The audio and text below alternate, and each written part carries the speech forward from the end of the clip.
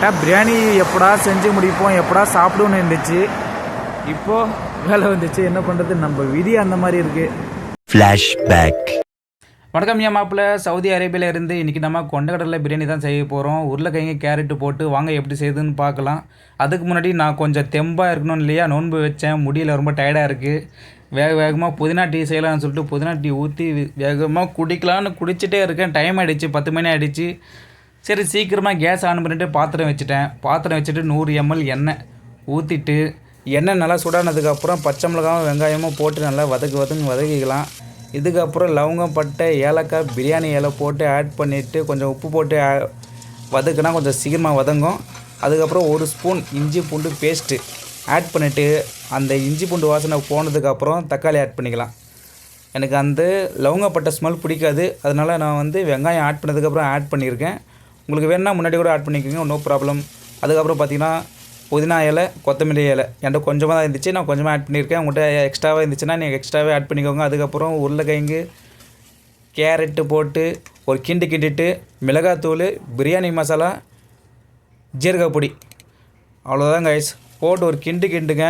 கிண்டி விட்டுட்டு அதுக்கப்புறம் கொஞ்சம் தயிர் ஆட் பண்ணிக்கலாம். தயிர் ஆட் பண்ணால் ரொம்ப டேஸ்ட்டாக நல்லா இருக்கும். கொஞ்சமாக தயிர் ஆட் பண்ணிக்கோங்க. அதுக்கப்புறம் இந்த கொண்டக்கடலை சொன்னேன் இல்லையா, அது 8 மணி நேரம் ஊற வைக்கணும். ஊற வச்சுட்டு உப்பு தண்ணியில் நல்லா வேக வச்சு இதில் நான் ஆட் பண்ணியிருக்கேன். ஆட் பண்ணிவிட்டு நல்லா ஒரு கிண்டிட்டு நான் பார்த்திங்கன்னா 1 கிளாஸ் பாஸ்மதி அரிசி யூஸ் பண்ண போகிறேன். அதுக்கு 1.5 கிளாஸ் தண்ணி ஊற்றிட்டு அரிசி போட்டுடலாம். அரிசி போட்டு மூடி வச்சிடலாம். ஒரு 10 நிமிஷம் மூடி வச்சுட்டு திறந்து பார்க்குறேன், அரிசியும் ஈக்குவலாக இருக்குது, தண்ணியும் ஈக்குவலாக இருக்குது. இந்த டைம் தானே தம் போடுற டைம்.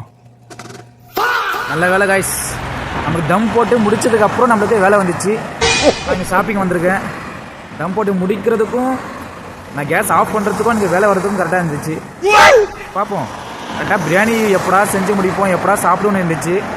இப்போது வேலை வந்துச்சு, என்ன பண்ணுறது, நம்ம விதி அந்த மாதிரி இருக்குது. ஓகே காய்ஸ், நான் வேலை முடிச்சுட்டு ரூம் போயிட்டு பிரியாணி எப்படி இருக்குன்னு நம்ம ரிவ்யூ பார்த்துடலாம். நம்ம 10 மணிக்கு பிரியாணி செய்ய ஆரம்பித்தோம், 10:45 கம்ப்ளீட் பண்ணோம். திடீர்னு வேலை வந்துச்சுன்னு போயிட்டோம். கரெக்டாக 12 மணிக்கு திறந்து பார்க்குறேன்.